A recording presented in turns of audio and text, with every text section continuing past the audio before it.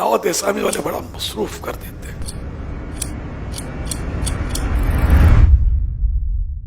रमजान आया कमाने के लिए, कोई नोट कमाता है, हम नेकी कमाएंगे इंशाअल्लाह। तो ये नेकियां कमाने का सीजन है, नोट कमाने का तो सीजन सारा ही साल है। हो सके तो जिससे बन पड़े नियत कर ले कि मैं 3 बार कुरान करीम खत्म कर लूंगा पूरे रमजान में।